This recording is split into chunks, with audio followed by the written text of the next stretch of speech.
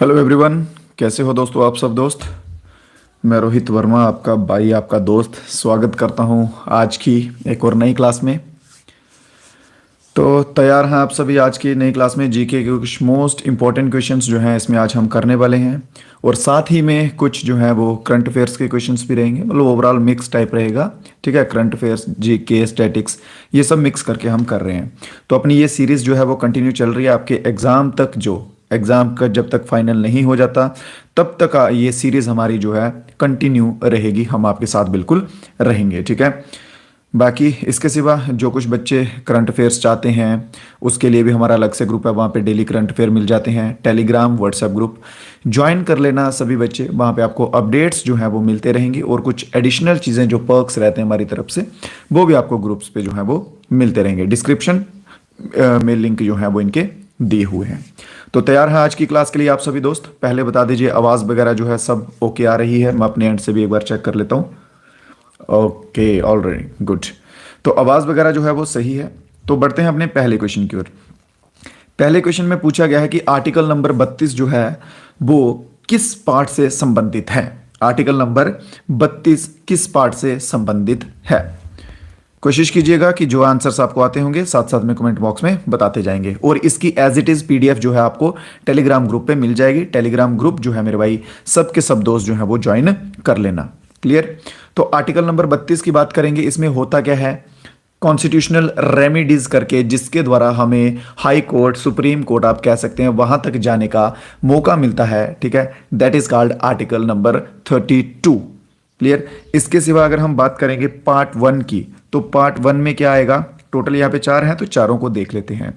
Part 1 जो है इसमें आर्टिकल आते हैं आर्टिकल नंबर 1 से लेके 4 तक, जिसमें मेंशन किया होता है यूनियन एंड इट्स टेरिटोरीज। ठीक है, यूनियन और उसकी टेरिटोरीज जो हैं वो पार्ट 1 में मेंशन किए होते हैं। ये जो लिख रहा हूं ये 1 से 4 ये आर्टिकल हैं। ठीक है, ये सीधे सीधे क्वेश्चन बनेंगे मेरे भाई, ध्यान रखना।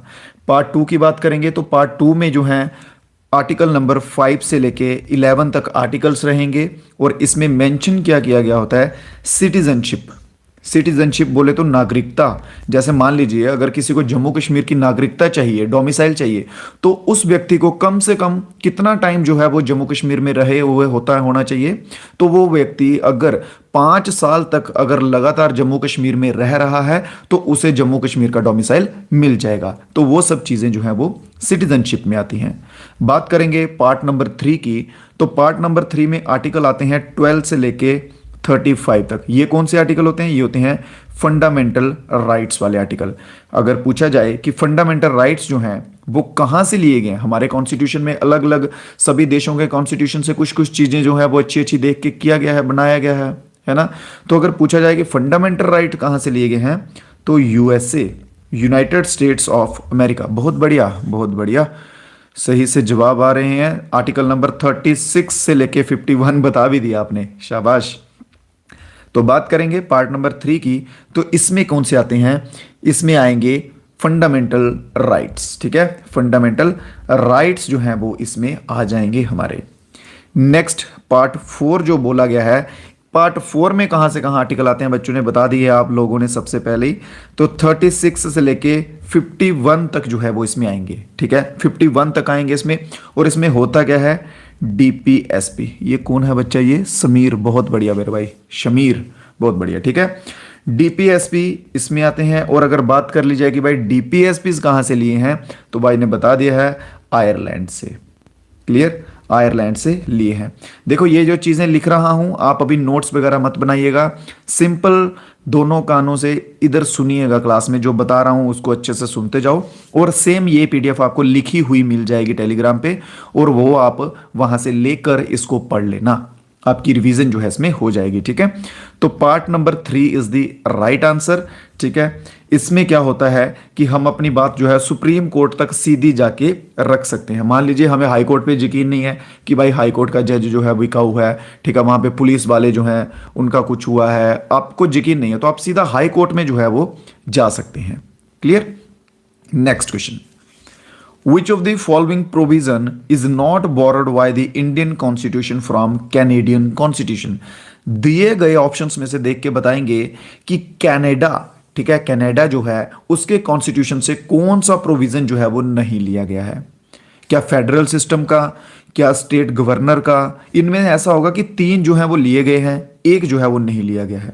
जो नहीं लिया गया है वो कौन सा है मेरे भाई? तो ऑप्शन नंबर डी, ठीक है। नहीं, सुप्रीम कोर्ट का नहीं, ये एडवाइजरी सुप्रीम कोर्ट की, ये वहीं से आया है, ठीक है। नॉमिनेशन जो की जाती है राज्यसभा के मेंबर्स में, ठीक है, नॉमिनेशन की जाती है, ये वहां से नहीं लिया गया है। तो ऑप्शन नंबर डी इसमें बिल्कुल सही आंसर हो जाएगा।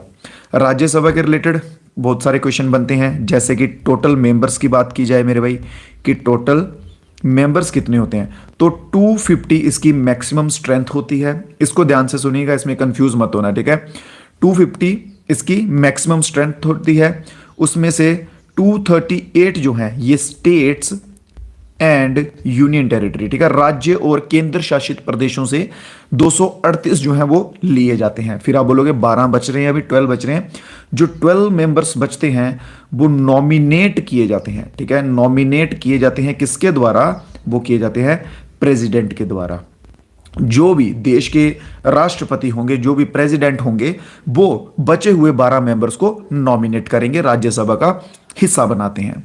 इसके सिवा राज्यसभा पे और क्या क्वेश्चन बन सकता है कि आर्टिकल कौन सा है जो मेंशन, देखो ये चीज तो आपको पता है ना कि राज्यसभा जो है वो डिसॉल्व नहीं हो सकती, ठीक है। क्वेश्चन पूछते हैं सीधा सीधा कि कौन सी असेंबली डिसॉल्व जो है वो नहीं होती, तो राज्यसभा जो है वो डिसॉल्व नहीं होती, रद्द नहीं होती, सिंपल सा कहूं तो। अगर लोकसभा की असेंबली चल रही है वो रद्द हो सकती है, बट राज्यसभा जो है ये एक परमानेंट है, ठीक है, राज्यसभा परमानेंट है, तो ये डिसॉल्व नहीं होगी, डिसॉल्व नहीं होगी। और ये चीज जो है ये कौन से आर्टिकल में मेंशन है? तो आर्टिकल नंबर 83 कहता है कि राज्यसभा जो है ये डिसॉल्व बिल्कुल नहीं होगी। दूसरा, इनके जो मेंबर्स होते हैं उनका टाइम पीरियड जो है वो कितना होता है? 6 साल का। 6 साल तक जो है इनके मेंबर्स रहते हैं। लोकसभा की बात करेंगे तो लोकसभा के रहते हैं 5 साल तक, ठीक है। इनको लीड कौन करता है या चेयरपर्सन इनका कौन होता है? तो वाइस प्रेसिडेंट, जो भी उपराष्ट्रपति होगा देश का जो भी उपराष्ट्रपति होगा वो इन्हें लीड करेगा। जल्दी से बता दीजिए कि वाइस प्रेसिडेंट करंटली हमारे कौन है? लोकसभा की 5 साल तक, बिल्कुल सही, बहुत बढ़िया। वाइस प्रेसिडेंट कौन है मेरे भाई? अभी इंडिया के वाइस प्रेसिडेंट कौन है भारत के? अपडेटेड हो कि नहीं? प्रेसिडेंट का नाम सभी को पता होगा ना, संजीव शर्मा, बहुत बढ़िया बहुत बढ़िया। जगदीप धनखड़, ठीक है, बहुत बढ़िया। आ जाइए नेक्स्ट क्वेश्चन देखेंगे। Which symbols show the worth of Buddha? दिए गए ऑप्शंस में से देख के बताएंगे कि कौन सा सिंबल जो है वो महात्मा बुद्ध की वर्थ को शो करता है, ठीक है, महात्मा बुद्ध की वर्थ को शो करता है। जो भी आपके मन में हो चीजें वो बोल दिया करो आंसर्स में, स्पेशली आंसर का बोल रहा हूं, बाकी पर्सनल कुछ नहीं बोलना है यहाँ पे, है ना, आंसर्स के रिलेटेड। और इसके सिवा कोई डाउट बच जाए, कोई क्वेश्चन समझ ना आए, कोई क्वेरी हो तो बेझिझक बताओ, अपना बाय समझ के बिल्कुल लिखो कि सर ये क्वेश्चन समझ नहीं आया, फिर से बोल दो, या ये हमारी डाउट है, ये क्वेरी है, बता दो। अगर यहां पे नहीं बता सकते तो आप व्हाट्सएप पे बता दो, कहीं भी बता दो, डिस्क्रिप्शन में नंबर भी दिया हुआ है, ठीक है, तो वहां से आप बता सकते हैं। अच्छा, तो मोस्टली बच्चे जा रहे हैं बोधी ट्री के साथ। ट्री के साथ सुनो मेरी बात। फर्स्ट ऑफ ऑल हम बील की बात करेंगे, तो बील जो है ये क्या रिप्रेजेंट करता है? तो धर्म चक्र, ठीक है, धर्म चक्र रिप्रेजेंट करता है। एंड बुद्धा की, महात्मा बुद्ध जो थे उनकी टीचिंग्स को रिप्रेजेंट करता है बील, ठीक है। बोधि ट्री की बात करेंगे मेरे भाई, तो ये एनलाइटमेंट जो उनको ज्ञान प्राप्ति हुई थी ये उसको रिप्रेजेंट करता है, ठीक है, ये उसको ज्ञान प्राप्ति को रिप्रेजेंट करता है बोधि ट्री। और जो ऑप्शन नंबर बी है लोटस एंड बुल, ये हमारा इसमें बिल्कुल सही आंसर रहेगा। ये रिप्रेजेंट करता है महात्मा बुद्ध की वर्थ को, ठीक है, ये क्या रिप्रेजेंट करेगा? महात्मा बुद्ध की बर्थ को ये रिप्रेजेंट करेगा। तो option number B is the right answer, ठीक है, बहुत बढ़िया। हाँ, एनलाइटमेंट वो नॉलेज ही है। एनलाइटमेंट का मतलब ज्ञान प्राप्ति होना, या आप कह सकते हैं कि नॉलेज मिलना, ठीक है। उनको जो आगे नॉलेज मिली थी, जो वो ब्रह्मांड की चीजें देख सकते थे, बता सकते थे, तो वो इसी में हुआ था, ठीक है। मोए मोए हो गया मेरा कोई बात नहीं, कोई बात नहीं। चलो अभी दिन कम बचे हुए हैं, अभी और मत करवाओ, ठीक है। अभी जो हो गया टाइम मोए मोए वाला गया, अब अच्छे से एक्यूरेसी के साथ आंसर देना शुरू कर दो। बाकी महात्मा बुद्ध की बर्थ की बात करेंगे, ठीक है। 563 BC और लुम्बिनी में हुआ था। ये कहाँ पर है? ये नेपाल में है जगह। कहाँ पे? नेपाल में है। इनके फादर जो हैं शाक्य क्लैन के रूलर थे, ठीक है। ये याद रखेंगे, इनके फादर के रिलेटेड ये क्वेश्चन मोस्टली पूछा जाता है। और एक और क्वेश्चन पूछा जाता है कि महात्मा बुद्ध जो थे उनकी केयर किसने जो की थी, उनको पाला किसने था? तो उनकी सौतेली माँ थी, गौतमी उनका नाम था, ठीक है, जिन्होंने महात्मा बुद्ध को पाला था। ये ध्यान रखेंगे। नेक्स्ट मोस्ट इंपॉर्टेंट आ गया भाई, बात करेंगे अब जम्मू कश्मीर की, ठीक है। तो बताइए जोजिला पास जो है वो किस माउंटेन रेंज में आता है? जोजिला पास जो है वो किस माउंटेन रेंज में है? जांस्कर रेंज, लद्दाख, या फिर ईस्टर्न काराकोरम रेंज, या फिर धौलाधार रेंज? लग रहा है मोस्टली बच्चे आए है गलत तो नहीं हो गए अब? फिर भी कुछ बच्चे जो हैं वो बी से बल्ले बल्ले कर रहे हैं, ठीक है। जो बच्चे ऑप्शन नंबर बी के साथ बल्ले बल्ले कर रहे हैं उनको बोलूंगा ऑप्शन नंबर ए पकड़ लो मेरे भाई। जांस्कर रेंज जो है, ठीक है, कौन सी? Zanskar range is the right answer, ठीक है। तो जांस्कर रेंज बिल्कुल सही आंसर होगा। जोजिला पास जो है वो इस रेंज से गुजरता है। और ये लोकेशन की बात की जाए, लोकेशन लद्दाख रहेगी इसकी। लद्दाख का आपको मैंने बताया कि लद्दाख में 5 डिस्ट्रिक्ट्स और बन गई हैं। वो बड़े पहले अपडेट आया था, मैंने व्हाट्सएप ग्रुप पे बता दिया हुआ है। अब चीज़ ध्यान रखना कि पहले जो है लद्दाख की 2 डिस्ट्रिक्ट्स थी, एक लेह थी और दूसरी करगिल थी, ठीक है। एक लेह और दूसरी करगिल थी। अभी 5 जो है वो और नई बनी हैं। तो अभी टोटल 7 डिस्ट्रिक्ट्स हैं। 7 डिस्ट्रिक्ट हैं कहाँ पे? लद्दाख में, ठीक है। लद्दाख में टोटल कितनी है? 7 डिस्ट्रिक्ट हैं। ये चीज याद रखेंगे।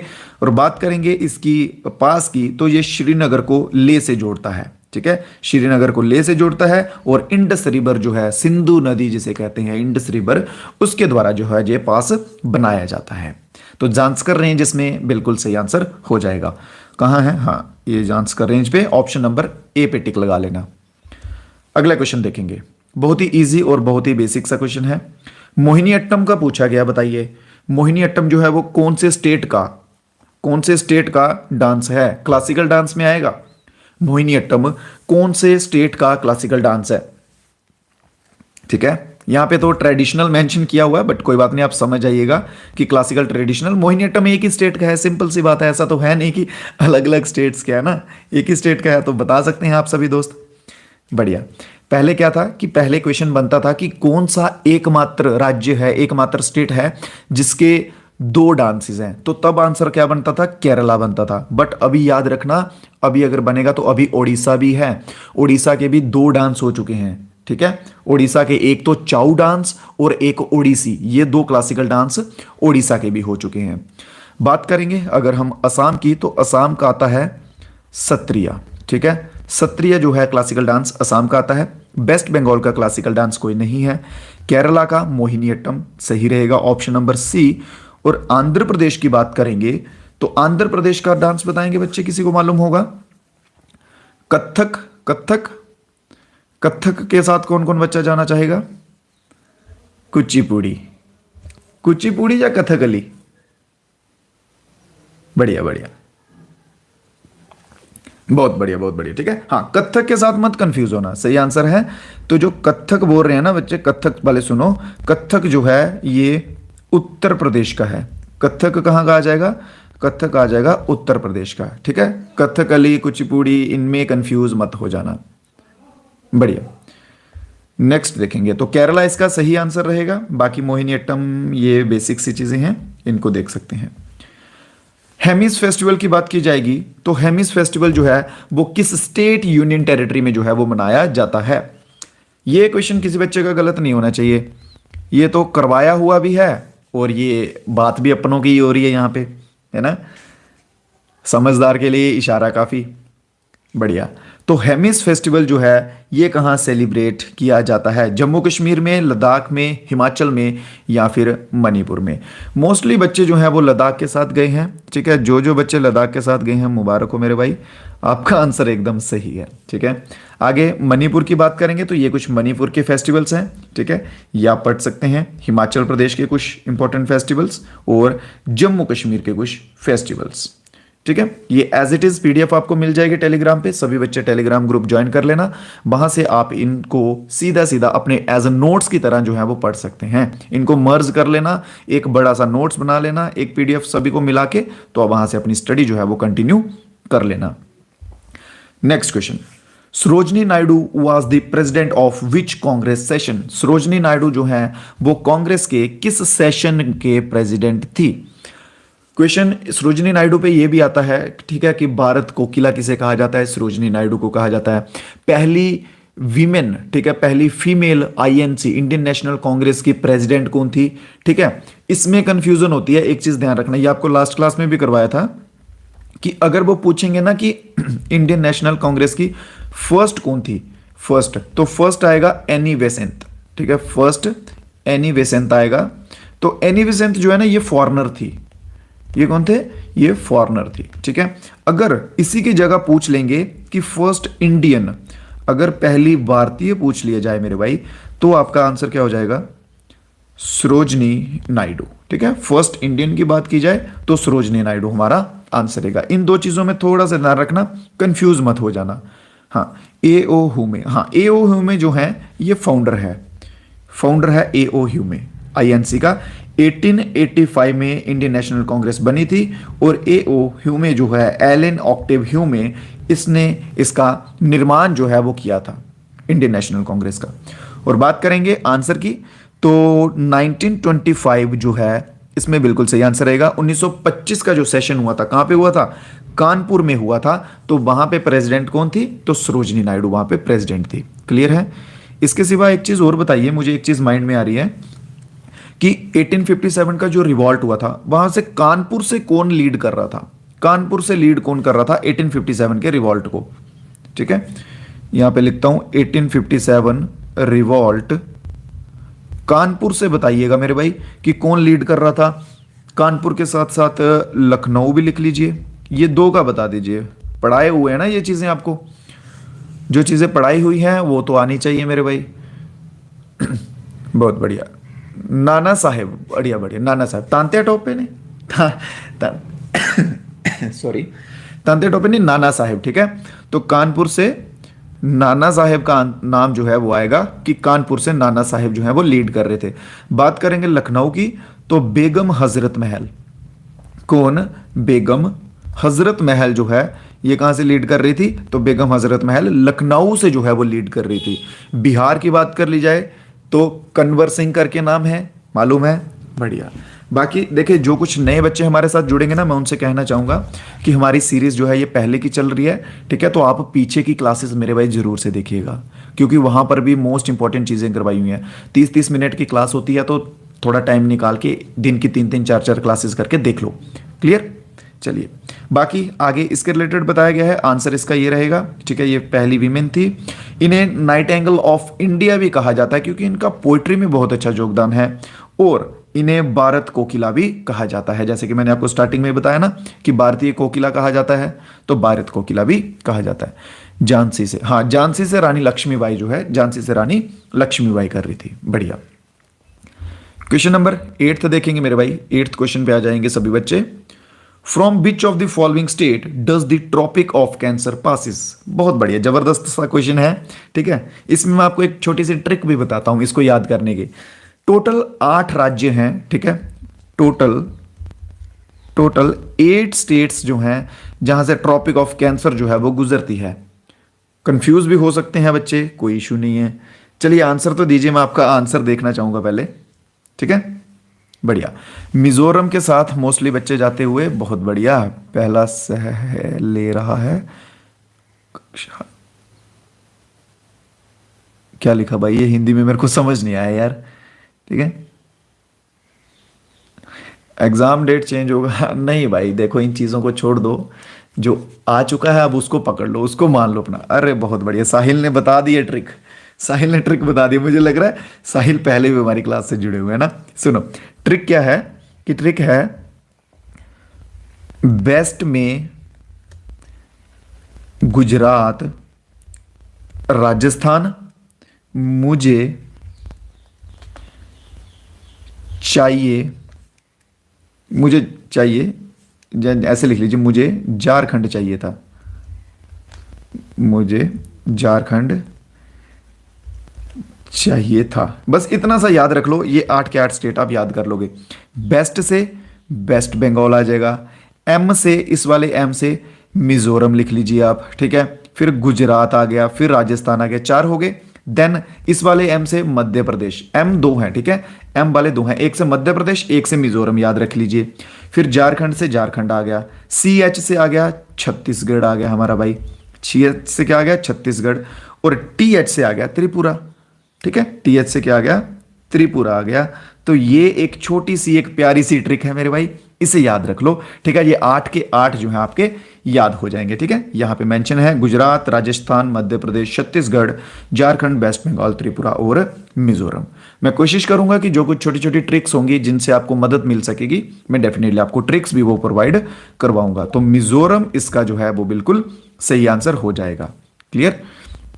सभी बच्चे एक बार क्लास को लाइक कर देंगे अगर क्लास अच्छा लग रहा हो आपको, कुछ नया अगर आपको सीखने को मिल रहा हो, कुछ हेल्पफुल लगे, तो सभी बच्चे जो हैं एक बार मिलकर क्लास को लाइक कर देंगे। देन हम अपना नेक्स्ट क्वेश्चन की ओर बढ़ते हैं। नेक्स्ट क्वेश्चन, बेगम हजरत महल से संबंधित एक और क्वेश्चन। बेगम हजरत महल में पीछे अभी कवर किया, तो इन्होंने सिंपल यही पूछा है कि बेगम हजरत महल दिए गए ऑप्शंस में से किस रिवॉल्ट से संबंधित है, ठीक है। कॉम्बो पीडीएफ चाहिए सर। देखो पीडीएफ जिन बच्चों को चाहिए होगी, ये नंबर दे रहा हूं, इस नंबर पे मैसेज कर देना, ठीक है। इस नंबर पे मैसेज कर दो, जिन बच्चों को पीडीएफ चाहिए होगी वो वहां से मिल जाएगी। पेड पीडीएफ है बट ये, ठीक है, ये चीज का ध्यान रखना, ये पेड रहेगी, ये फ्री वाली नहीं है। जो फ्री वाली है वो टेलीग्राम ग्रुप पे आपको मिलती रहेंगी। क्लियर? तो बेगम हजरत महल, बहुत बढ़िया। तो सिपॉय म्यूटिनी, सिपॉय म्यूटिनी जिसे कि हम रिवॉल्ट ऑफ 1857 भी कहते हैं, ठीक है। सिपॉय म्यूटिनी, रिवॉल्ट ऑफ 1857 जो है उससे संबंधित है बेगम हजरत महल। अभी पीछे मैंने आपको बताया कि कहां से ये लीड कर रही थी, तो ये लीड कर रही थी लखनऊ से, ठीक है। बाकी जो आपकी क्वेरीज होंगी मेरे भाई, डाउट्स होंगे, वो अभी एक ही चीज को रिपीट मत कीजिएगा, उसको हम क्लास के एंड में कर लेंगे, ठीक है। बहुत बढ़िया। तो बेगम हजरत महल जो है ये सेकंड वाइफ ऑफ नवाब वाजिब अली शाह, वाजिब अली शाह की दूसरी पत्नी थी, ठीक है। और ये रिवॉल्ट को लीड कर रही थी लखनऊ, आगरा और अवध से। और मेन जो है, मेन फोकस कहां था इनका, या मेनली प्रेजेंस कहां थी, तो मेन थी लखनऊ में। लखनऊ मेन याद रखेंगे, आगरा और अवध भी साथ में एड ऑन कर सकते हैं। नेक्स्ट क्वेश्चन नंबर 10 है, दी म्यूटिनी, म्यूटिनी नहीं है, मेटूर होगा ये पीछे का म्यूटनी है तो यहां पर भी म्यूटनी आ गया, ठीक है। हाँ, मेटूर डैम, मेटूर डैम जो है दिए गए रिवर्स में से देख के बताएंगे मेरे भाई कि कौन सी रिवर के ऊपर मेटूर डैम जो है वो सिचुएटेड है। कावेरी रिवर के ऊपर, कावेरी को इस तरह भी लिखते हैं और इस तरह भी लिखते हैं, ठीक है। इसमें कोई कंफ्यूजन किसी मेरे दोस्त को नहीं होनी चाहिए। कावेरी के ऊपर है, कृष्णा के ऊपर है, वैगाई के ऊपर है, या फिर पेरियार रिवर के ऊपर है। कहां पर है? बढ़िया। क्लास कैसी लगती है आपको मेरे भाई? रिस्पांस जरूर दिया करें कमेंट बॉक्स में, अच्छी लग रही है, बुरी लग रही है, जो भी, अगर कुछ इंप्रूवमेंट की ज़रूरत हो तो वो भी बता सकते हैं। उससे होगा क्या कि आपके लिए फ़ायदा होगा, मैं और ट्राई करूंगा और चीज़ें इंप्रूव करके आपके लिए ला पाऊंगा, ठीक है। रिस्पॉन्स जो है वो ज़रूर से सभी दोस्त जो है वो दिया करेंगे। बढ़िया। तो कावेरी ऑप्शन नंबर ए के साथ जो जो बच्चे गए हैं उनका आंसर बिल्कुल एकदम सही हो जाएगा, ठीक है। बात करेंगे मेटूर डैम की, तो ये कहाँ पर आ जाएगा? मेटूर डैम आ जाएगा तमिलनाडु में। कहां पर? तमिलनाडु में। साउथ इंडिया के, जब जो साउथ पार्ट है इंडिया का, अगर उसके ऊपर क्वेश्चन बनते हैं तो पेरियार जो है ये भी एक इंपॉर्टेंट आता है। इसका आंसर कावेरी है, ठीक है, आंसर कावेरी है। पेरियार के ऊपर आता है, एक आता है मुल्ला पेरियार डैम। कौन सा? मुल्ला पेरियार डैम, ठीक है। एक मुल्ला पेरियार डैम करके आता है, इसका पूछा जाता है कि ये कौन सी स्टेट में है या कौन सी रिवर पर है, ये पूछा जाता है। तो बात करेंगे रिवर की, तो रिवर आ जाएगी पेरियार रिवर। और स्टेट की बात करेंगे कौन से राज्य में, तो केरला स्टेट आ जाएगा। ठीक है, रिवर पेरियार, और स्टेट की बात करेंगे तो स्टेट कौन सा? केरला। क्लियर? पेरियार इदुक्की डैम तमिलनाडु में। माता लक्ष्मी का आशीर्वाद आपके ऊपर बरस जाए, आपके घर में। ठीक है, नेक्स्ट आगे चलते हैं। बाकी ये चीजें जो है, इसे एक चीज और ये देखो, स्टेनली, ठीक है, स्टेनले रिजर्वायर भी इसे कहा जाता है, इस नाम से भी याद रखेंगे। अगला क्वेश्चन देखते हैं मेरे भाई। क्वेश्चन नंबर 11 है कि सीबी के द्वारा एक ऐप लॉन्च किया गया है जिसमें कि इन्वेस्टर जो हैं वो अपने पर्सनल फाइनेंस को मैनेज कर सकते हैं। ये आ जाएगा स्टॉक मार्केट के रिलेटेड। स्टॉक मार्केट करता है कोई बच्चा? अगर कोई करता होगा यार मुझे भी सिखा दो, मेरा भी मन है सीखने का, आता नहीं है। ठीक है, अगर कोई करता होगा तो बता देना यार। तो उन्होंने ना, एक सीबी वालों ने एक ऐप लॉन्च किया है जिसमें कि इन्वेस्टर्स जो हैं वो अपनी सब चीज़ें जो है वो ट्रैक वगैरह कर सकते हैं, अपना मैनेज कर सकते हैं बेसिकली कहें तो वो कौन सा ऐप है जो स्टॉक मार्केट से संबंधित है और सीबी के द्वारा लॉन्च किया गया है? बट आपको इसके रिलेटेड एक और चीज़ बता दूं, ये अभी वर्किंग नहीं है, नॉट वर्किंग। ठीक है, जैसे मैं ये क्वेश्चन देख रहा था तो मैंने डाउनलोड करके भी देखा था, वो चला ही नहीं वो। ठीक है, वो बता रहे थे कि अभी इन प्रोग्रेस में है या कुछ। तो सारथी 2 जो है, सारथी 2.0, ऑप्शन नंबर सी वाले जो हैं सही है, बट ऑप्शन नंबर सी वाले तो कोई दिख ही नहीं रहे। ऑप्शन नंबर डी के साथ जा रहे हैं बच्चे। डी वालों आपका हो गया काम तमाम, -1.25 आपके खाते में जुड़ चुके हैं, मुबारक हो। ठीक है, ऑप्शन नंबर सी इसमें जो है बिल्कुल सही रहेगा। सारथी 2.0 जो है ये किया गया है लॉन्च। इसमें क्या क्या है? फाइनेंशियल कैलकुलेटर है, एजुकेशन मॉड्यूल्स हैं, केवाईसी के रिलेटेड, म्यूचुअल फंड्स, ये सब चीज़ें इसमें आ जाएंगी। स्टॉक का इतना पता नहीं है, नहीं तो आपको बहुत अच्छे से इसको एक्सप्लेन करके बताता। नेक्स्ट क्वेश्चन, क्वेश्चन नंबर 12 क्या कहता है? Headquarter of world bank group. World bank group का जो हेडक्वार्टर है वो कहां पर सिचुएटेड है? वर्ल्ड बैंक ग्रुप का हेडक्वार्टर कहां पर सिचुएटेड है? और इस ग्रुप में लगभग 5 जो मेंबर्स वो आएंगे। इस क्वेश्चन का कोई आंसर गलत तो नहीं करेगा? उम्मीद करूंगा कि इस क्वेश्चन का आंसर कोई बच्चा गलत ना करे। न्यूयॉर्क, बढ़िया, न्यूयॉर्क के साथ जाना शुरू हो चुके हो तुम लोग। वॉशिंगटन डीसी के साथ भी जाना शुरू हो चुके हो, शाबाश।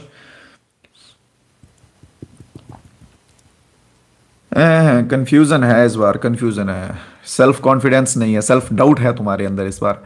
तो ऑप्शन नंबर ए जो है वो सही रहेगा मेरे भाई। ठीक है, आओ मिलो सजना, option number A, Washington DC is the right answer. Washington DC में जो है इसका हेडक्वार्टर है। ठीक है, क्लियर। बाकी जो मैंने आपको 5 ग्रुप्स बताए हैं कि 5 ग्रुप कौन कौन से हैं, यहां से आप देख सकते हैं। International bank, IBRD, IDA, MIGA, ICSID। ठीक है, ये जो है इसके 4-5 मेंबर्स जो हैं वो हैं ग्रुप्स। ये 5 मेंबर के ऊपर तो नहीं आएगा, बट फिर भी ऐसे याद रख लीजिए कि कितने मेंबर्स हैं, दैट्स इट। बाकी हेडक्वार्टर याद रखेंगे, इसके सिवा ज्यादातर नहीं पूछा जाएगा, यहां तक मेरा अनुमान है। क्लियर। अगला क्वेश्चन है question number 13। Who was credited with the establishment of Servant of Indian Society? Most important question भाई, हिस्ट्री से क्वेश्चन पूछे जाएंगे। अगर हमारे फ्रीडम फाइटर्स जो हैं या फ्रीडम स्ट्रगलर्स जो हैं वो इंडिया के, उनके रिलेटेड क्वेश्चन पूछे जाएंगे तो डेफिनेटली ये क्वेश्चन आपको देखने को मिलेंगे। क्वेश्चन में सिंपल सा पूछा गया कि सर्वेंट ऑफ इंडियन सोसाइटी जो ऑर्गेनाइजेशन है, ठीक है, जैसे ब्रह्मो समाज है, प्रार्थना समाज है, वैसे ही सर्वेंट ऑफ इंडियन सोसाइटी है, तो ये किसके द्वारा ऑर्गेनाइज की गई थी, जहां इस्टेब्लिश की गई है? बहुत बढ़िया आंसर, मोस्टली जा रहे हैं राजा राम मोहन रॉय। लो, राजा राम मोहन रॉय का तो यार वो इतनी बार मेरे भाई मैं करवा चुका हूं। राजा राम मोहन रॉय ने ब्रह्मो समाज किया हुआ है ना, ब्रह्मो समाज किया हुआ है। तो गोपाल कृष्ण गोखले इसमें सही आंसर है। कौन सा? गोपाल कृष्ण गोखले। ये हैं, ये 5 मोस्ट इंपॉर्टेंट लिख के रखी हैं आपके लिए, ये याद कर लेंगे। ठीक है, servant of Indian society, Brahmo Samaj, Indian society, Gopal Krishna Gokhale ने 1905 में। ब्रह्मो समाज जो है Raja Ram Mohan Roy 1828। Servant of people society, ये थोड़ा सा ध्यान रखेंगे, इंडिया की जगह पीपल सोसाइटी है, तो पीपल सोसाइटी आएगा तो लाला लाजपत राय यहां पे बैठ जाएंगे। स्वराज पार्टी की बात करेंगे, मोतीलाल नेहरू और चित्तरंजन दास, CR दास। ठीक है, ये 2 नाम याद रखेंगे। और डेक्कन एजुकेशन सोसाइटी की बात करेंगे तो बाल गंगाधर तिलक। प्रार्थना समाज किनके द्वारा है? आत्मा रंग पांडुरंग आत्मा रंग पांडुरंग, ठीक है, ऐसा कुछ नाम है इसकी बोर है, ठीक है। तो ये देख लेंगे, ये मोस्टली इंपॉर्टेंट जो है, जो ज्यादातर पूछे जा सकते हैं, ये 5 के 5 हैं। इनको मेरे भाई अच्छे से देख लेना, हम जीत गए हैं।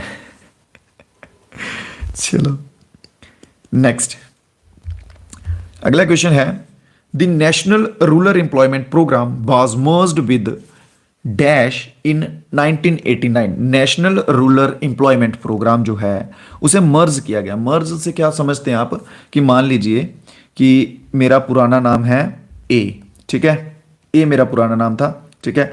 अब घर वालों का मन किया कि इसका नाम दूसरा रख दो, बी रख दो। अब ए को बी के साथ जोड़ दिया गया और ए बी कर दिया, या फिर ऐसे कर दिया, इनको मर्ज करके बी ए कर दिया, या कुछ भी इस टाइप से, मतलब उन दोनों चीजों को आपस में जोड़ के कुछ नया प्रोड्यूस कर देना, दैट इज कॉल्ड मर्ज, ठीक है। वैसे होता है मर्ज, की दो चीजों, अलग अलग चीजों को जोड़ देना, ठीक है। तो बताएंगे कि नेशनल रूरल एम्प्लॉयमेंट प्रोग्राम जो है उसे किसके साथ मर्ज किया गया था, ठीक है।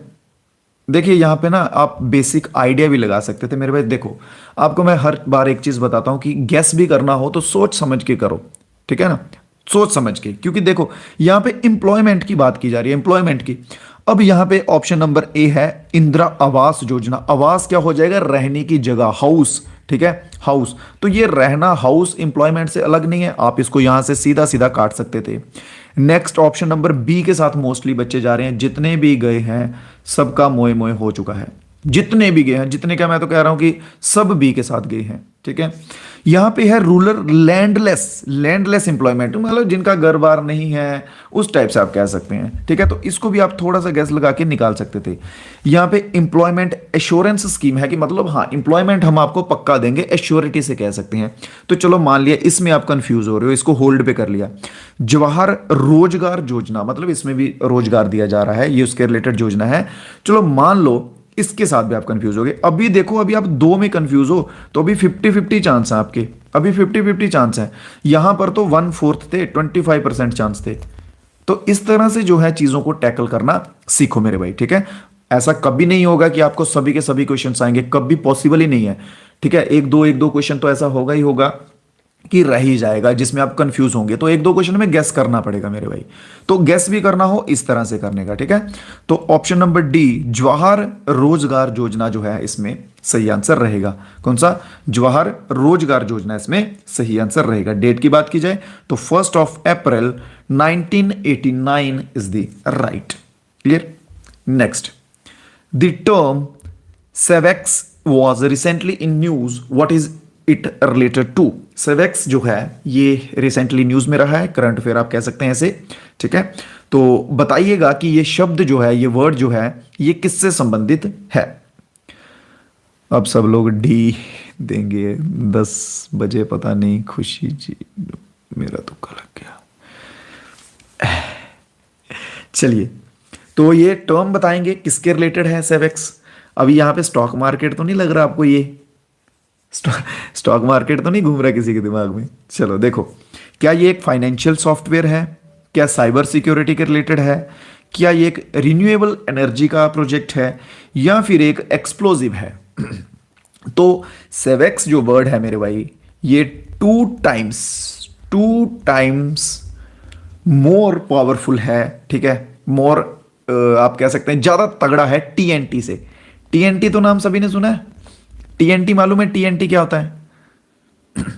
टीएनटी एक एक्सप्लोजिव है, ठीक है। एक्सप्लोजिव बोले तो बॉम्ब, ठीक है, ये एक बॉम्ब है। और ये सेवेक्स जो है, ये न्यूक्लियर बॉम्ब जो होते हैं ना, वो सबसे ज्यादा हाई कहते हैं आप, उनकी परफॉर्मेंस होती है। तो ये मोस्ट पावरफुल है, जो कि न्यूक्लियर के बराबर आप कह सकते हैं टक्कर देने वाला है। तो option number D is the right answer. और ये कहां बनाया गया है, तो ये नागपुर में बनाया गया है। नागपुर कहां पर है, नागपुर महाराष्ट्र में है, ठीक है।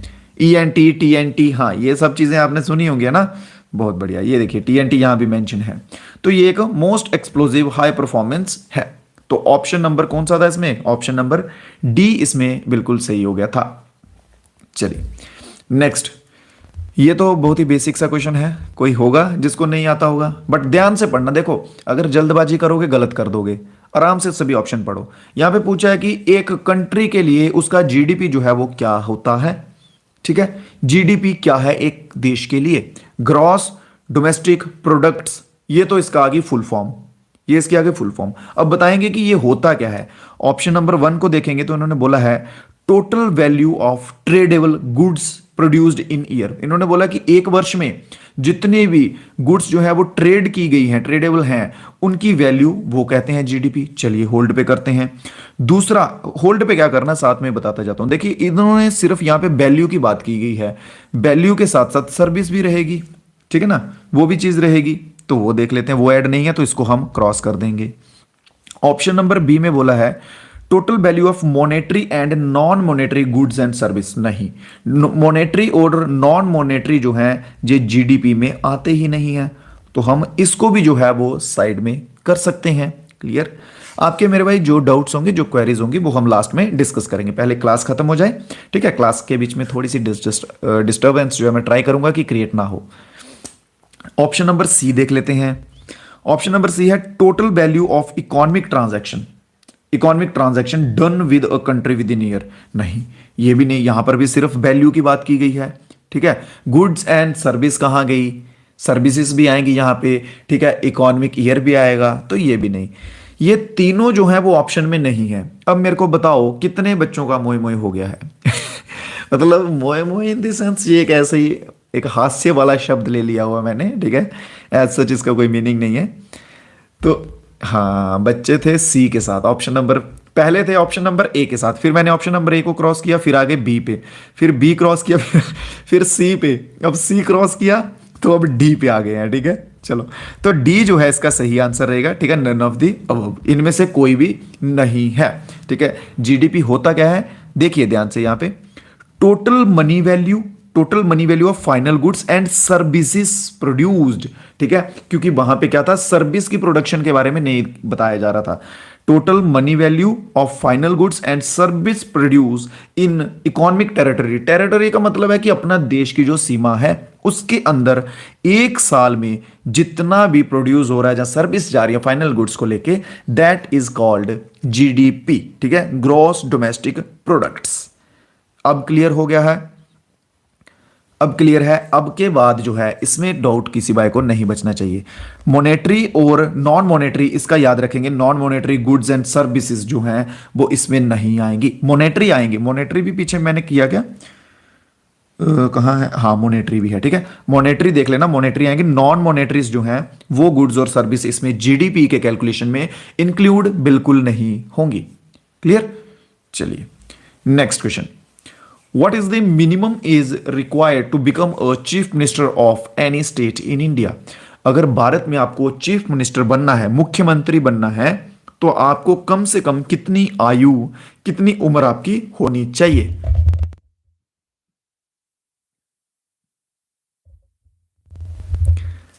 अमिताभ बच्चन से भी ज्यादा झटका लगा। भाई साहब, इतनी क्रिएटिविटी कहां से आती है तुम में? चलिए, तो बता दीजिए भाई, मान लो अगर आपको चीफ मिनिस्टर बनाना है अभी, तो कितनी उम्र आपको होनी चाहिए? बहुत बढ़िया। तो 25 वाले जो हैं, 25 वाले बिल्कुल सही, 25 साल उम्र चाहिए आपको चीफ मिनिस्टर बनने के लिए। ठीक है, लोकसभा में मोस्टली, लोकसभा के अगर आपको बनना है, मेंबर्स में आना, तो उसके लिए मोस्टली के लिए आप कह सकते हैं कि 25 तक एज जो है उसमें लगती है। ठीक है, आगे आगे आगे। ठीक है, चलिए नेक्स्ट क्वेश्चन। ये क्वेश्चन हो सकता है नया हो आपके लिए, क्योंकि थोड़ा बहुत तो ऊपर नीचे चीजें होनी चाहिए। इसका आंसर कोई बता दे, इंपेंडेंस की यूनिट क्या होती है? इंपेंडेंस की यूनिट जो है वो क्या होती है? बता दो भाई, इस बार ना सभी का आंसर देखना चाहूंगा। अरे भाई साहब गजब यार, तुम्हें तो पता था, मेरे को लगा पता ही नहीं होगा तुम्हें। बहुत शातिर बच्चे यार तुम, वाह। ऑप्शन नंबर सी, मोस्टली बच्चे, बढ़िया, सभी के सभी बच्चे आंसर देंगे। Well done, well done. कसम से कह रहा हूं, मेरे को खुद हंसी आती है, पता है आप में यार, इतना कॉन्फिडेंस, ओवर कॉन्फिडेंस हो जाती हो।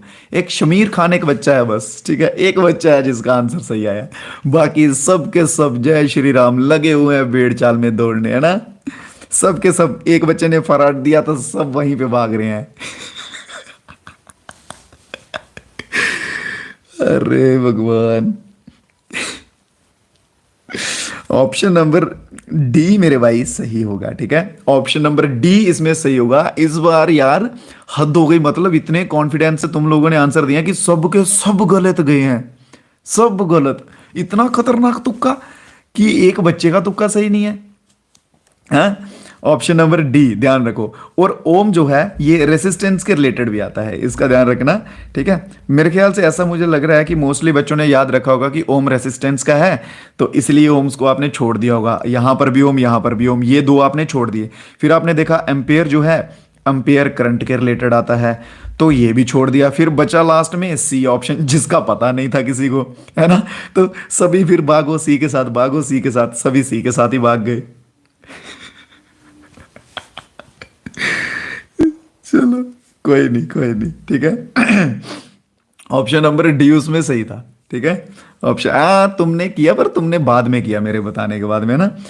तो रेसिस्टिविटी के रिलेटेड ओम मीटर, करंट के रिलेटेड एम्पियर आ जाएगा, ठीक है। कैपेसिटेंस के रिलेटेड फैराड आ जाएगा, जिसको आपने की क्या बताया है, इम्पेंडेंस के रिलेटेड बताया है। और ओम्स जो है ये रेसिस्टेंस के रिलेटेड भी आ जाता है। रेसिस्टेंस क्या होता है, रुकावट एक टाइप की आप कह सकते हैं, ये रुकावट क्रिएट करता है, ठीक है। तो ओम इज द राइट आंसर। वाह मेरे शेरो, तुमने तो एकदम मेरा आज ना, बोलते हैं ना, ब्लड इंक्रीज कर दिया, खून बढ़ा दिया आज तुमने मेरा, शाबाश। नेक्स्ट पे आ जाओ, अगला क्वेश्चन देखते हैं। Which of the following is the unit of length used to measure nuclear distance? Nuclear distance measure करने के लिए कौन सी यूनिट का यूज होता है, ठीक है, कौन सी यूनिट का यूज होता है? बहुत बढ़िया। तो फर्मी इज, अरे कहाँ गया हाइलाइटर मेरा, Fermi is the right answer. इसमें बस इतना ही याद रखें, इसमें ज्यादा देख पारसेक नैनोमीटर भागे भागे, शाबाश। रुक जाओ, फर्मी बस इसका फर्मी याद रखो, ठीक है, इसमें ये चांसेस नहीं है ज्यादा आने के। अगला क्वेश्चन देखो, what is the theme of world day against child labour? World day against child labour है ना, चाइल्ड लेबर के रिलेटेड जो थीम है इस बार 2024 की, वो क्या है? Let's act on commitment and child labour. क्या हम कमिटमेंट कर लेते हैं, उन पे एक्ट करते हैं और चाइल्ड लेबर को खत्म करते हैं? Week of action against child labour, universal social protection, act now and child labour. इसमें बताओ कि क्या आपकी राय क्या है, क्या लगता है आपको कि इसमें क्या आंसर रहेगा? तो ऑप्शन नंबर ए इस बार मैं तुम्हें बचा लेता हूं। बच्चे अभी भी ऑप्शन नंबर सी और डी के साथ जा रहे हैं, बट इस बार तुम्हारा सेल्फ कॉन्फिडेंस गिरने से मैं बचा रहा हूं तुम्हें, ठीक है। ऑप्शन नंबर ए इसमें सही आंसर है मेरे भाई। रुक जाओ, जो जो बच्चे सी और डी के साथ जाना चाहते थे वो रुक जाओ, ठीक है। Let's act on our commitments and child labour, ये था इसका क्या क्या क्या थीम, ठीक है। चलिए, बाकी world day against child labour 12 जून को मनाया जाता है, 12 ऑफ जून को जो है जो मनाया जाता है। क्लियर मेरे भाई? तो ये थी आज की क्लास, ठीक है। इससे सभी बच्चे एक बार मिलकर क्लास को लाइक कर देंगे, जिन बच्चों ने लाइक नहीं किया है, ठीक है। उससे थोड़ा सा हमें भी अच्छा लगता है, जैसे हम आपके लिए मेहनत करते हैं, बस आप अपनी तरफ से एक छोटा सा लाइक जो है वो वीडियो को कर दिया करें, दैट्स एनफ फॉर अस। और इसके सिवा अगर किसी क्वेश्चन में कोई डाउट रहा हो, कोई क्वेरी हो, तो कमेंट बॉक्स में आप बता सकते हैं मेरे भाई। बाकी पीडीएफ जो है, ये पीडीएफ अभी आपको टेलीग्राम ग्रुप पे मिल जाएगी, सभी दोस्त टेलीग्राम ज्वाइन जो है वो कर लेना। बाकी जिन बच्चों को अगर पेड पीडीएफ चाहिए, जो हमारा कॉम्बो है, अगर वो चाहिए होगा, ठीक है, तो इस नंबर पर मैसेज कर लेना, इस नंबर पर व्हाट्सएप पर मैसेज कर लेना कि सर पेड पीडीएफ चाहिए, दैट्स इट। बस इतना सा लिखना, ठीक है। बाकी आगे से आपको डिटेल्स जो है वो मिल जाएंगी। और करंट अफेयर्स चाहिए तो उसके लिए भी डिस्क्रिप्शन में लिंक है, वहां से भी आप ज्वाइन जो है वो कर सकते हैं। चलिए, सभी बच्चे एक बार मिलकर क्लास को लाइक कर देंगे मेरे भाई। और जो कुछ नए बच्चे हमारे साथ जुड़े हैं वो चैनल को सब्सक्राइब कर लेना, ताकि जो क्लासेस आएंगी, जो भी हमारी नई नई क्लासेस होती हैं, वो आपके तक नोटिफिकेशन सबसे पहले आपको मिल जाया करेगा, ठीक है। चलिए, बता दीजिए अगर कोई डाउट है, किसी भाई को कुछ प्रॉब्लम है तो बता सकते हैं, अदरवाइज हम अपनी क्लास जो है वो एंड करेंगे। बाकी इसके बाद जो बाकी की क्लासेस हैं वो भी चलेंगी आपकी। कंप्यूटर के रिलेटेड कंप्यूटर की क्लासेस भी चल रही हैं, हो रही हैं, उसके मैराथन टाइप कर रहे हैं हम, है ना। कंप्यूटर की एक एक क्लास नहीं कर सकते, उसके मैराथन कर रहे हैं, क्योंकि कंप्यूटर नॉर्मल बेसिक आएगा तो उसमें हम कवर कर लेंगे उसको। हम्म, आज तो सारा का सारा ऊपर से गया है, ऐसा क्या भाई। फिजिकल, हाँ फिजिकल भी तैयार रखो यार साथ साथ में, है ना। एग्जाम के साथ साथ फिजिकल की भी तैयारी जो है वो करते रहो, क्योंकि इतनी मेहनत करके अगर आप एग्जाम निकाल लोगे और लास्ट में फिजिकल में रह जाओगे ना, तो बड़ा दुख लगेगा यार। तो फिजिकल की तैयारी जो है वो अभी से स्टार्ट कर दो, धीरे धीरे रनिंग वॉकिंग जैसे आपको कंफर्टेबल लगता है वैसे वैसे करते जाओ। क्लियर। चलिए, तो बाकी क्लासेस जो है मेरे भाई, बाकी क्लासेस भी टाइम टू टाइम आपको मिलती रहेंगी, तो वहां पर भी जुड़ना मत भूलिएगा। और दीजिए इजाजत, ध्यान रखिए तब तक अपना अपने परिवार का, और अच्छे से जो है वो पढ़ते रहिए, ठीक है। हाँ कल नहीं हुई थी क्लासेस, कल छुट्टी थी, तो ठीक है। तो दीजिए इजाजत मेरे भाई, कल फिर से मिलेंगे आपके साथ सेम टाइम पे, सभी बच्चे जुड़ जाइएगा। और तब तक के लिए जय हिंद, जय भारत।